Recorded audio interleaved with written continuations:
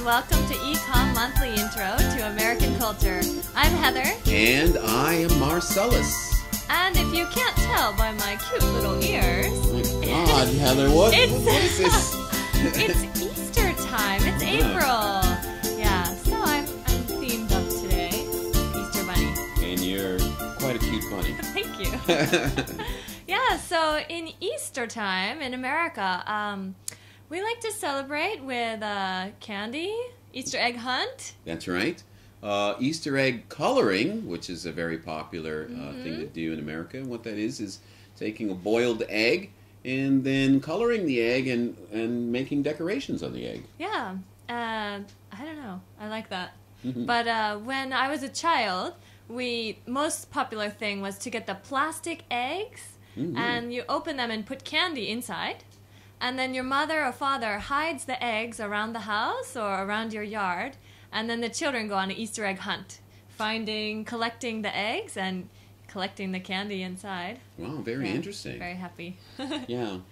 Easter is also a religious holiday, so a lot of times people go to church and have church services as well.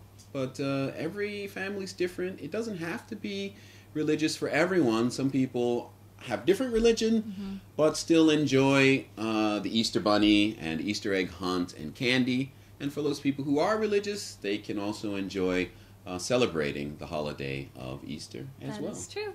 All right, are you ready? Yes. Let's begin. Welcome back. This month we are going to talk about the weather.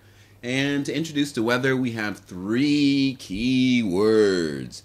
The first key word on my list is forecast. The second is wind chill factor. And the third one is various climates. Now, let's talk about the word forecast for a second. What does forecast mean? Well, forecast means prediction, to tell what's going to happen before it happens. And we use that word when we talk about the weather. If you have planned a picnic for this coming Sunday and you want to make sure if it's going to rain or not going to rain, we use the forecast to help us prepare for that picnic. It's a way for us to tell what's going to happen with the weather before it happens. That's a weather forecast. Now, when you watch the news in America, oftentimes you'll see on the news the weather section and they'll say today's forecast calls for rain. What that means is they believe that today, based on their science, that it will rain. Yeah, and we usually believe the weather forecast, but quite often it's not exactly right on. Well, that's right, because the forecast, again, is a prediction. It's the best guess, based on science, what's going to happen with the weather. But sometimes that guess can be wrong. That's true. And sometimes on the weather forecast, we see what we'll go to on the next keyword is wind chill factor. All right, so on the weather forecast, they tell you the temperature they expect, the high and the low. And they also include maybe the wind chill factor in the winter.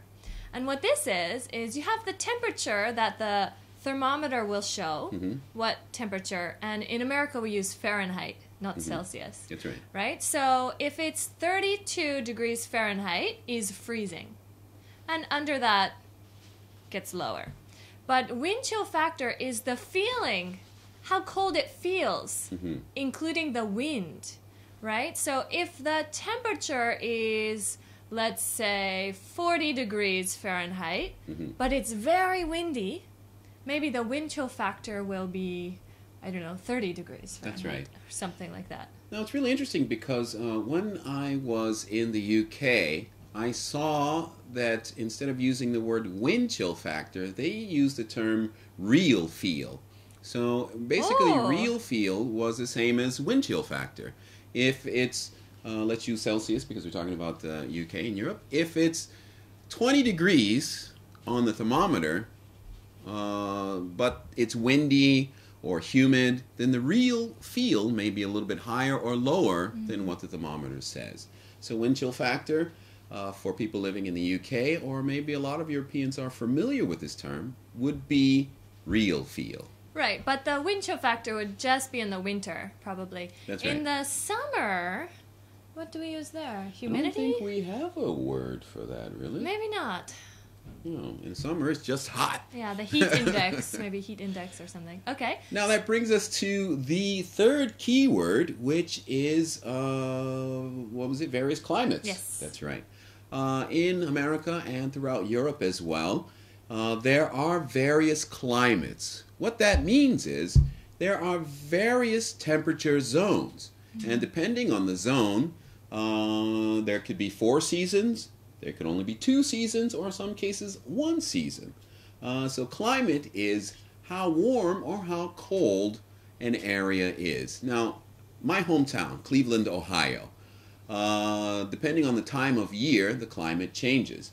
It's very cold in the wintertime. It's a little bit warm in the springtime. Flowers start popping out.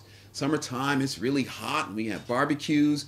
And then fall, it begins to cool down again. We see the leaves changing colors, beautiful smells in the air, and then we're back to winter again. But where you're from in North Carolina, South Carolina? North Carolina, it's pretty much the same, but our winter is much more mild.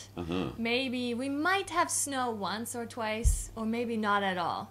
And sometimes in the winter we can wear t-shirts. That's right. Sometimes. And if you're from Florida in the United States, or California, or Hawaii, then you only get 1 season. It's summer all year round. Pretty much. That's right. Yeah.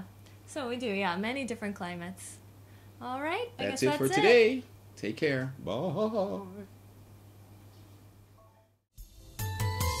That's all we have time for today. We thank you for watching our videocast and hope you enjoyed learning about everything. Spring is here, the flowers are blooming, and we hope that you'll continue to study English. Maybe bring your textbook or your laptop outside and enjoy the fresh air. All right, that's all we have for today. We'll see you next time. Bye. Goodbye.